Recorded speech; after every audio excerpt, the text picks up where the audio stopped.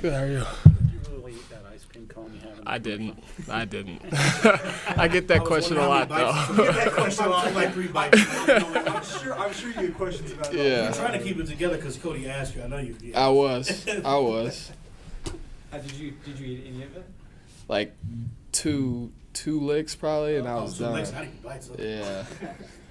Yeah. All right, guys, we got Jackson Robinson here. Go ahead. Jackson, I wanted to ask you just first off, you're getting some attention from just NBA draft-wise right now. Do you pay attention to any of that out there? Try not to. Just try to focus on the season and what's at hand. We got a whole bunch of big games that we played so far and coming up, so that's my main focus right now. I wanted to ask you just about like the Big 12. It seems like it's a really, really crazy race. Right? I think half the teams are 2-2, some 3-1, and some 1-3. So everybody's within a game or two of each other. What is your feeling right now on the conference as a whole? Super confident. I mean, all the games we played, we felt like we can play with anybody. We played a lot of the top teams in the country, and we competed. So just making sure that we stay confident in what we got going and making sure that we're aggressive in every aspect of the game, and I think we'll pull away with a lot of wins. Has there been anything in particular that stood out to you that's different, I guess, about the Big 12 so far? Physicality, speed, but I think it's nothing that I haven't seen before, especially at the last 2 stops I was at. So just making sure that I'm staying engaged and making sure that I'm, working with my teammates to figure out ways that we can keep winning games. So Was starting the other night instead of coming off the bench, was it any different for you, or was it pretty much same old, same old? Same old. I've been in both positions, so I know how it feels. And like I said earlier this season, it doesn't really matter to me if I'm starting or coming off the bench. I just want to make sure we're winning. And, I mean, we won the game, so that's all that matters. If you guys have to stick to this 7-man rotation, how taxing is that on a guy like you that is going to play 30-plus minutes? I mean, it's pretty taxing, but it's nothing that I can't handle. There were a few games last year where I kind of got the reps to playing a lot of minutes, stuff like that. So, and, I mean, we have great options like Wiz and Rob, the trainer, just people that we can look to help get some treatment, things like that, take care of our bodies. How do you feel like you're coming along in your development as in that backup point guard role? It was a position that I played a lot in the summer, so I feel pretty comfortable with it. Obviously, I took some time off once we got Dawson Baker back for a little bit, and Trey Stewart was playing the 1 a little bit. So, yeah, I mean, it's something that I'm comfortable with. Still kind of getting a feel for it, especially with different competition, different looks, stuff like that, and the way that defenses are playing me personally. So, but I enjoy it. I remember last year you mentioned that the Thursday-Saturday schedule in the WCC was kind of a little bit taxing physically. How's the schedule in the Big 12 been from all the travel, East Coast, Tuesday, Saturday? How's that setup been for you? It's been tough, but I think that our coaching staff has done a great job at just making sure that we're ready for each game. They put a lot of time and effort into thinking of ways to make sure that our bodies are feeling good going into the game. So they've done a really great job just making sure that we felt fresh every game. What were your impressions of Texas Tech last night in that Houston game? And I know Houston's coming up with Texas Tech. Your thoughts on them and how they played, what kind of stands out about them? They're a tough, gritty team. We know we got a huge challenge coming in to Lubbock, so we just got to make sure we come in ready. And like you said, they played a tough Houston team, so I know last night didn't go their way, but they're definitely super hungry. So we got to make sure we come in ready to play. Jackson, from your perspective, learning the point guard spot, what was your thoughts on the way Dallin attacked Iowa State? Had a terrific game, but did you appreciate that kind of performance more because you play that position somehow? Yeah, I was telling Don the whole game, like, those guys couldn't stay in front of him. He played an amazing game. I'm pretty sure he was close to a double-double off of assists and points. So he was out there facilitating, cutting the floor, making the right passes, right reads. And I mean, me and him watch film all the time. So just making sure that we're, finding new ways to get our teammates open and find ourselves looks is super important to us. Is that success a combination of your preparation and the game plan that is put in place by the assistant coaches? Yeah, I believe so. How big was that win against Iowa State for this team to maybe from a conference that you guys are in the thick of this Big 12 race? I think it raises a lot of confidence in us, but I also think that we still already had that confidence going into the game before we had won. I think Coach did a great job of just making sure that we were confident in ourselves, knowing who we are and what we can do as a basketball team, even though Iowa State's a really good basketball team. So, like I said, the confidence has always been there, and I don't think we've ever lacked that. How would you describe teammate Richie Saunders? What's he like? That dude's relentless. He keeps going to the offensive glass, defensive glass. He guards their best player most times. He does everything. And, I mean, he's one of my favorite teammates I've ever played with, to be honest with you. That guy works super hard to take care of his body, work in his studies, on the court. It doesn't matter what it is. So, I mean, I know I speak for everybody when I say that I'm super appreciative of Richie Saunders. I want to ask about your style. I've had people describe it as kind of like a slow-mo style in a way, but how would you describe your game? That's a great question.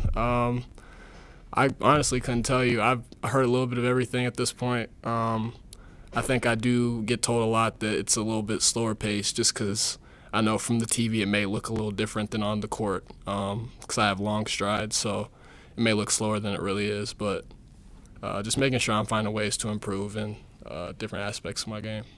Two more questions. Fast. Yeah. Okay. Coach Pope said that you invested a lot of time this summer in developing a relationship with your teammates. What's been the result of that in terms of how you feel like you play and how you play together? I think it's been huge. I think I have a different relationship with everybody on the team. I think it's paid huge dividends in just little ways, especially on the court with the guys that I play with every night. So just making sure that we're communicating and on the same page at all times on the court because a lot of these games are coming down to the wire, things like that. So we have to make sure we're all on the same page, connected. And I think me working at that earlier this summer has paid off huge. Last question. How did you, with Coach Fennell, he's calling these different defenses.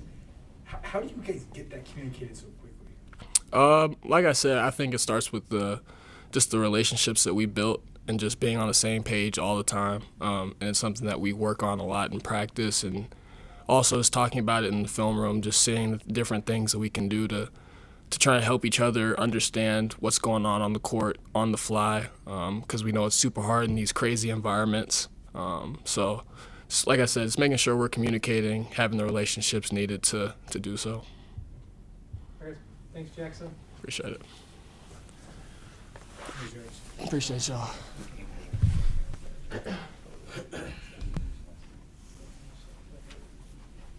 Jake, just want to go downstairs and put you on. Thanks, man. Appreciate it. What's up, Mitch? Hey, Darnell, you know when these guys talk about offensive rebounds and they talk about wedging?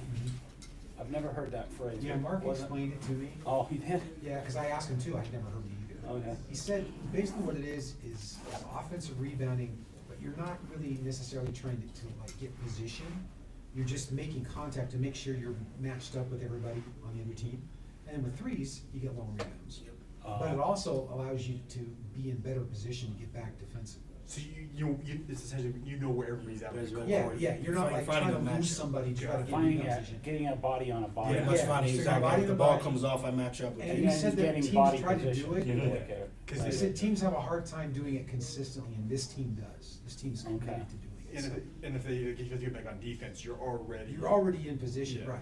If Right. you- That's because I didn't know what it meant either. And if you look at the Baylor game, when I've Baylor never got those heard 3 that. offensive rebounds in a row, they did the same thing that BYU did. They just found the body and picked it up. Because sometimes, like long threes, Yeah. just right place, right Yeah. time, honestly. Yeah, it Sometimes. depends where it comes off. So. Yeah. Like Noah, I think, got 2 offensive rebounds last game, just right place, right time. He didn't do anything special. You're just there. It's like, hey, there's the ball. And then sometimes you do. When you're Ali and you box the guy out and you get it, you easy put Yeah, back. but like see ball, get ball. Exactly. You see ball, you get see ball, some 100%. guys that are so bent on getting offensive rebounds, they're trying to lose guys Yes.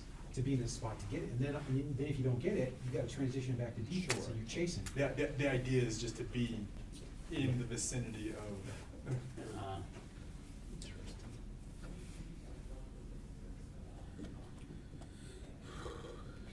It's gonna be a good matchup on Saturday. He's right. It's gonna be a very hungry Texas Tech team. Got embarrassed Yeah. last night. Especially They got embarrassed. You Houston's so good. Age-old- Houston is very I was good, saying, but they yeah, still got Houston's really good. Houston's very good, but they still got embarrassed. Though. Sure. Like, they couldn't do nothing. Was it 82-50 was the It was final? yeah. No, that was the It women's was- score. Oh, that was women's score, sorry. The BYU win. Yeah, that was women's. Yeah, 35 points off 20 turnovers. Hey, Mark, I just explained wedge rebounding to these guys. There you see? I'm like a savant. I don't See? know. Come on, baby. That's what I'm talking about. We were too embarrassed to ask you because we didn't know it. I don't really know what it is either. We just throw out these words and Hope it sticks. yes, hit me, guys. Go ahead, guys, go. Impressions of Texas Tech, I guess you watched them on film and then last night. Man, what a game last night! It was unbelievable. These teams playing so hard. They're another really good team. They're first place in the Big 12. That's hard to do, right? And so, clearly a great college environment. They're dangerous at every position, and it's going to be an incredible challenge for us. Is there any similarities to maybe like St. Mary's in the past in terms of tempo with these guys? McCaslin's had some slower paced teams in his career. You know, it's interesting because they're fully capable of having getting some real pace into the game. The tempo is, it's interesting because you'll have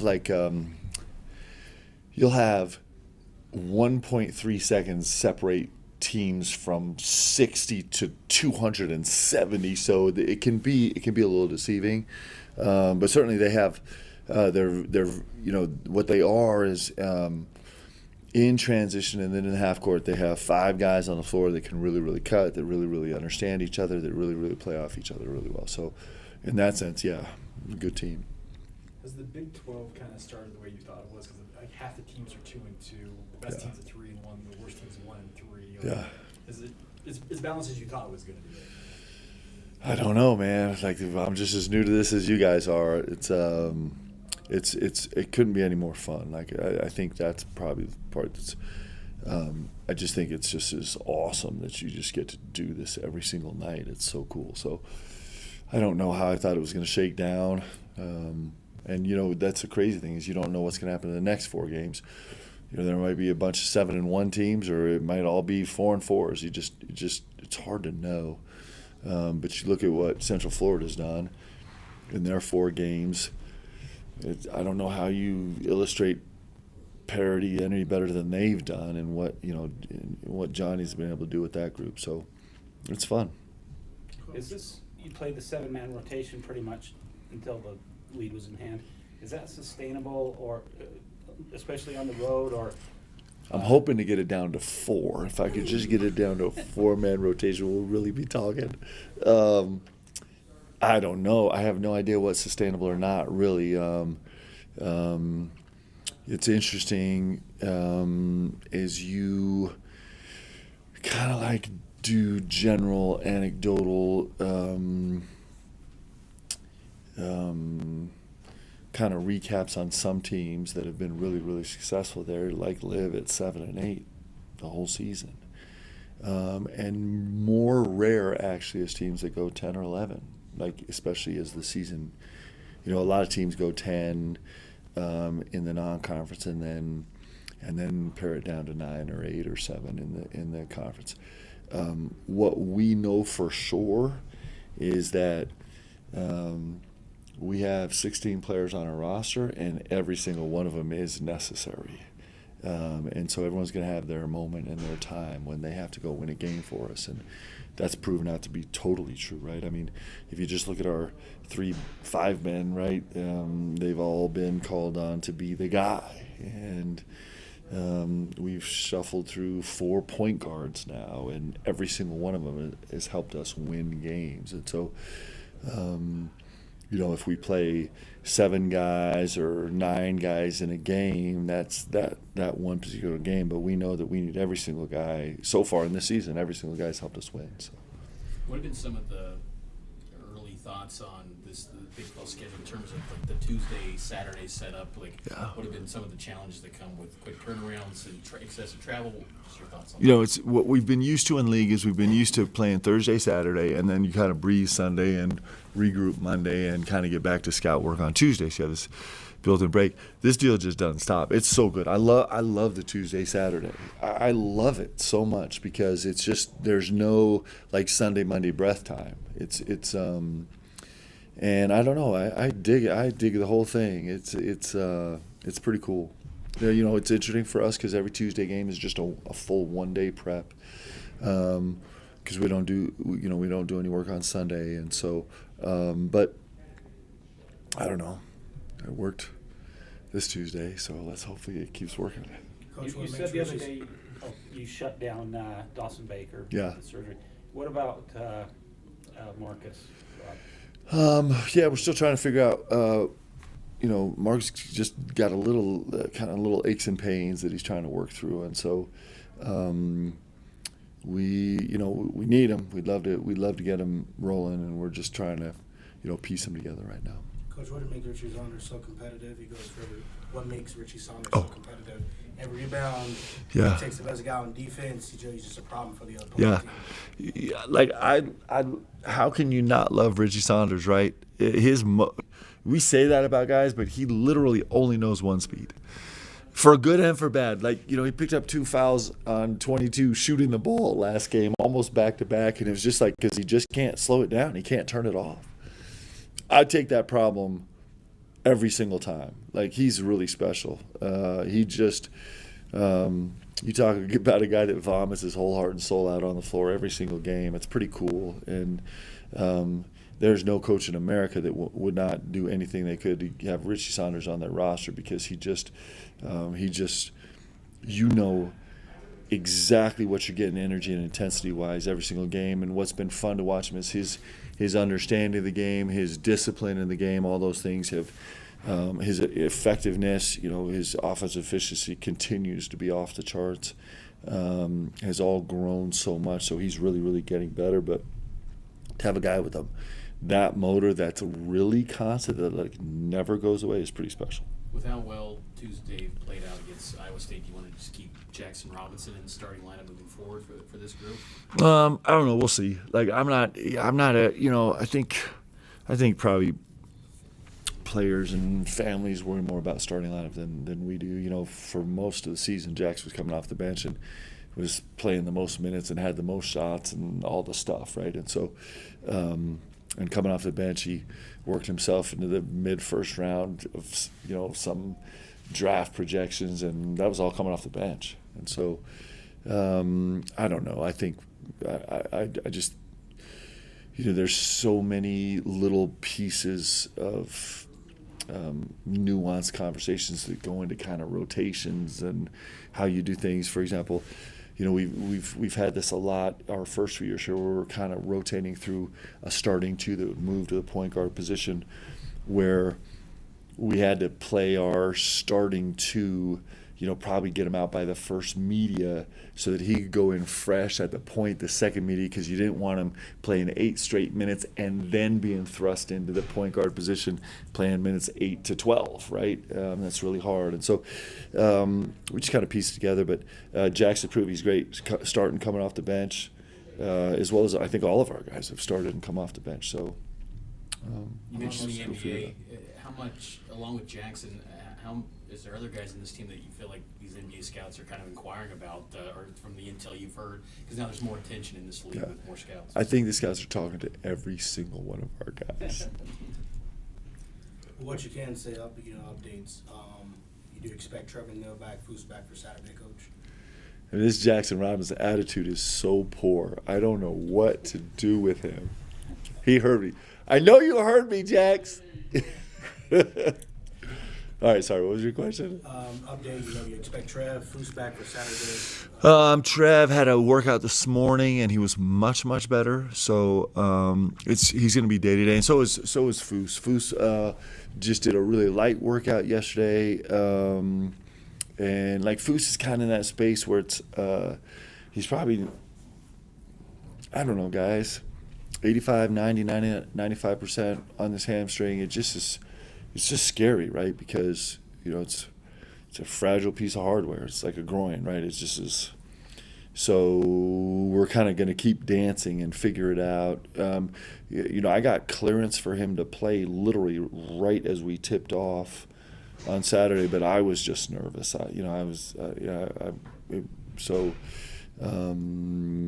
we need him certainly in this league and on the road and all the stuff. I know you're right in the middle of it, but when you look back at where your team's progressed defensively from last year, Yeah. where does your mind go when you think about that? Number one, communication. Like, number one, communication. And I know that sounds trite and it's like a soft skill and all the stuff, but it is like the heart of us defensively.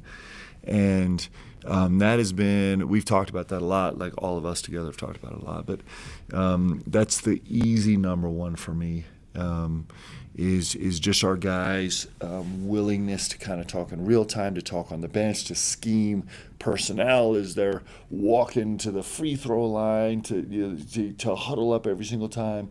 This constant kind of dedicated communication is really important.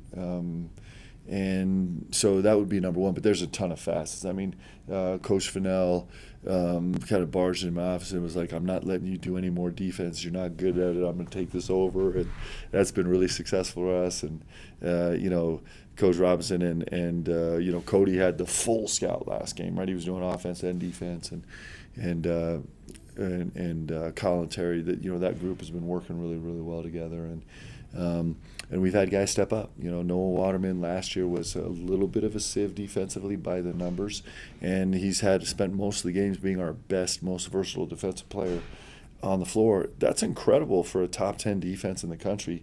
To have it be built on things like that, it's pretty cool. We've had so many guys grow. Trevin Nell has been an incredible example. Like Trevin would get mad if I say this, but you know, there were times when sometimes he was, you know, he was on the floor because he could make shots, and now he spent a lot of time being on the floor because he's one of our, if in a lot of games, our best defensive backcourt player. And but yeah, like if I had to capture it on, I'd say this communication deal, which has been super intentional on our guys' part, has been really fun.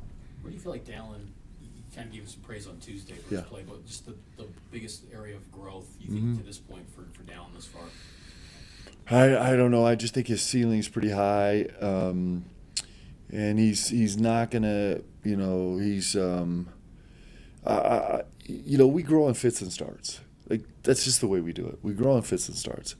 You know, very, very rarely do we see a guy that just was like got better every single game in every single facet in every single way, and it's really fun to see him, you know, take a jump forward. And then certainly there's going to be some regression and a jump forward and regression. But his I'm telling you guys, like, his performance with the ball in his hands, aside from the 2 times he tried to force feed a Tiki a catch at the high post against the 1-3-1, it was really magical. It was elite level stuff. And you know, we're going to go to Texas Tech or play Houston or whatever, you know, best defensive teams in the country, and we're going to cough it up and not look great sometimes. But like, he dipped his toe in a space where that was new, and he's going to go back there a lot, and that's really exciting. Like, that's super exciting, guys. Like, talk about making my heart feel good and me sleep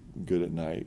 Like, you know, because that trajectory where we can go for the next 2.5 years is super exciting, when I can just be like, bro, I don't have any play calls for you. Just go do what you do. And that's really fun as a coach, and I think he's going to get there. Just one quick Last follow-up. Can you describe the work that he put in the offseason? Because it feels like his body looks like his body's kind of changed completely. Yeah. He's pretty relentless. You know, he's a late. You know, he's probably the guy I have to kick out of the gym the most. And he kind of takes everything seriously. You know, we have the squad is giving us 2 now lectures on sleep, and so Dallin is like monitoring his sleep, and he's monitoring his wake time, and you know, he's got the best strength coach, rehab basketball guy in the world in Michael Davey, and he's like attached at the hip, like he can't get enough, and he's implementing everything that he's, you know, that Mike is giving him, and So he's putting in a ton of work, and like I said, growth is fits and starts. It just is. We all wish it wasn't, but it's actually super exciting when you capture it in just a moment, and we got to do that on Saturday. Thanks, guys. Appreciate you. Oh, really great for you guys. Have a good one. Cookies. Did we try it? Somebody tried one, right? Yeah, I tried one. I got that Anybody eat chocolates. cherries? Does anyone eat cherries? That